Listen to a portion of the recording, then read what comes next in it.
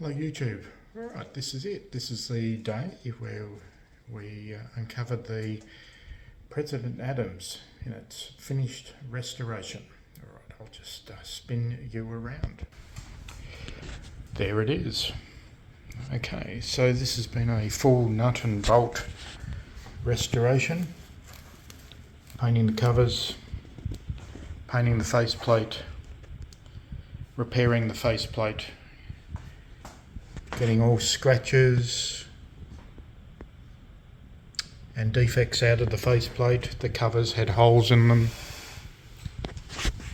There was rust in the brackets, pretty bad rust. So there's lots of sanding, filling, new screws, new decals, front decal, new meter, new knobs, repairs. There were dry joints, intermittent audio, found an issue with the audio IC, had to remove solder, reflow, rebend all of the legs on the audio IC, clean all of the potentiometers, a lot of scratchy behaviour going on.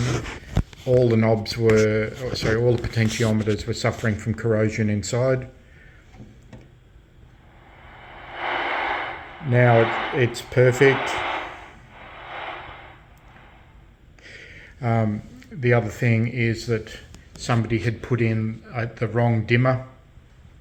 So the dimmer only worked in the 7 o'clock position, even though it was a full potentiometer. It was a 1.8 kilo ohm potentiometer.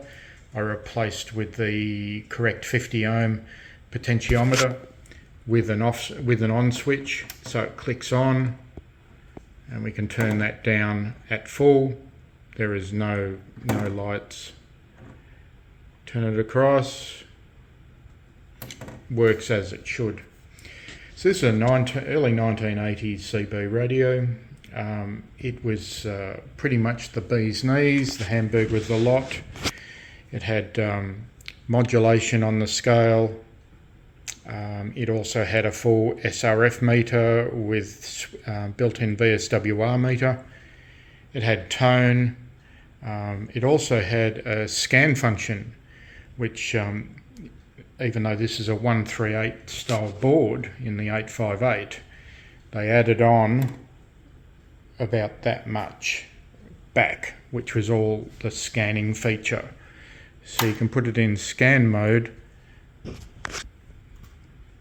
pull up the squelch, and it will scan between the two channels here and the channel that you're sitting on.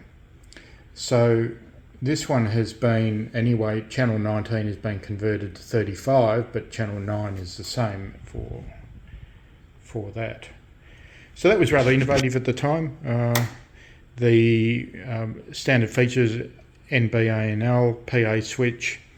On some of these radios, President offered a feature, and I've seen many of these where this was your channel button for the various different channels elsewhere in the world, e.g. the UK 40.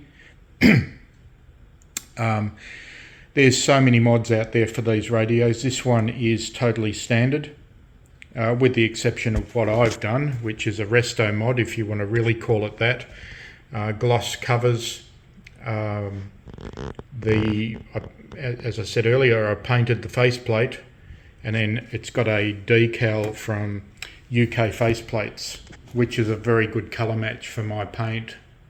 Or, you know, I matched it to the decal, which has been airbrush sprayed. So there's about, I don't know, 5 coats, including clear, and then around 3 coats of, or 2 coats of primer, which is an etch prime. This radio, obviously over the years people smoked. The smoke gets through the paint because it's only a thin paint, and underneath it was all yellow. So I've reported on that before, but this is the result. A beautiful looking radio. and I've been looking for one for years. Decided to bite the bullet on this one. It was very expensive in its used condition to start with, but now it's going to look fantastic in the display cabinet. Alright, there you go. I know many of you have been wanting to see the outcome of this, but it's just one beautiful radio. And that's your President Adams, 1980s radio, full of a lot of history, this chassis. Thank you very much for watching. Please comment, like and subscribe.